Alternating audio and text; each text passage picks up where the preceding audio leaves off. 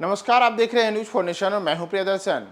बिहार में 1,70,000 शिक्षकों की बहाली होनी है और शिक्षकों की इस बहाली के लिए नीतीश सरकार ने नई शिक्षक जो नीति है उसकी भी घोषणा की है।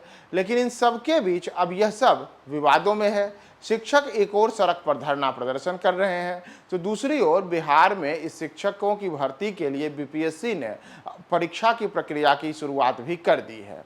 लेकिन इन सब के बीच अब शिक्षकों के लिए एक बड़ी राहत की खबर यह है कि उन्हें अब जो मौजूदा समय में सरकार में शामिल गठबंधन के अलग अलग दल हैं उनसे एक बड़ी राहत मिल सकती है और वैसे शिक्षक जिनको अपना भविष्य अधर में लटका दिखाई दे रहा था उनके लिए एक बड़ी राहत की खबर सामने आ रही है। दरअसल नियोजित शिक्षकों या अभ्यर्थियों के लिए एक राहत भरी खबर यह है कि शिक्षक बहाली प्रक्रिया को लेकर बनी नई नियमावली को अब बिहार विधानमंडल के पटल पर रखना अभी बाकी है। तो ऐसे पर आमतौर पर जुलाई के दूसरे सप्ताह में सदन का सत्र चलता है। इस सदन में नियोजित शिक्षकों और नए अभ्यर्थियों की उम्मीदें टिकी हुई हैं। उनको लगता है कि सदन में जब इस नई नियमावली पर बहस की जाएगी तो उनकी मांगों का राजनीतिक दल समर्थन करेंगे और वैसे शिक्षक संघ भी राजनीतिक दल की तरह ही आंदोलन की रणनीति बना रहे हैं। दरअसल राज्य सरकार ने खुद एक नियम व्यवहार में रखा है कि जब भी कोई नई नियमावली की बनेगी तो उसे सदन के पटल पर रखा जाएगा। इस पर 14 दिन बहस होगी, इसके बाद ही नियम प्रभावी होगी। तो ऐसे में नियोजित अभ्यर्थियों को यह उम्मीद है कि नई से जो नियमावली है उसे जब सरकार सदन के पटल पर रखेगी तो विभिन्न दल के नेता अपने विचार रखेंगे।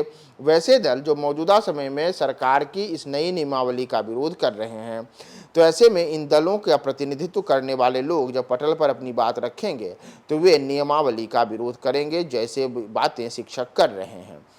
यानी कि वो मान सकते हैं कि शिक्षकों के मान सम्मान को इस नई नियमावली से आघात लगा है और ऐसे में उनके लिए एक बड़ी राहत की खबर विधानसभा से आ सकती है कि वहाँ यह नई नियमावली में फिर से परिवर्तन किए जाएं। तो ऐसी स्थिति में जो वैसे शिक्षक हैं जिनको कि अपना भविष्य अधर में लटका दिखाई दे रहा है उनके लिए कुछ बेहतर राहत वाली खबर आ जाए। दरअसल अगर आप इस पूरे योजना को देखेंगे तो नियोजित शिक्षकों के भीतर गुस्सा इस बात का है कि नई नियमावली बनाने के पहले बिहार सरकार ने शिक्षकों के संघ या शिक्षक प्रतिनिधियों के बीच से कोई चर्चा भी नहीं की। बीपीएससी पर परीक्षा दें और पास कर शिक्षक बने, यह एक ऐसा नियम है जो अब शिक्षकों के गले से नीचे नहीं उतर रहा है।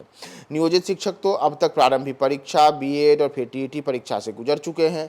तो ऐसे में वे चौथी बार परीक्षा क्यों दें, इसे लेकर के वे सब गुस्से में हैं और नई नियमावली को सरकार द्वारा छल करना बताया जा रहा है कि वे राज्यकर्मी का दर्जा देने के नाम पर शिक्षकों को केवल परेशान कर रही है। डीए, एचआर और मेडिकल तो पहले से ही दिया जा रहा है।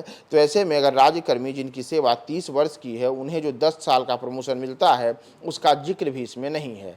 इतना ही नहीं, 300 अर्जित अवकाश को लेकर भी कोई जिक्र नहीं है। अनुकंपा पर नौकरी को भी लेकर कोई जिक्र नहीं है। तो नियोजित शिक्षक जो किसी खास विषय को पढ़ा रहे हैं उन अब कई विषयों को एक साथ परीक्षा देनी होगी और नेगेटिव मार्क्स भी आएंगे। तो इसे लेकर के वे सब संशय में हैं।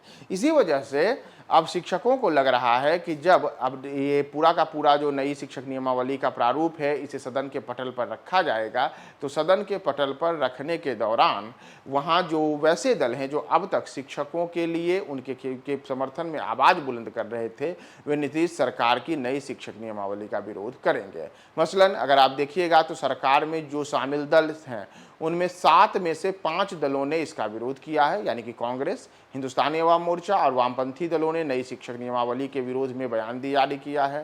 भारतीय जनता पार्टी पहले से ही इसके विरोध में बोल रही है।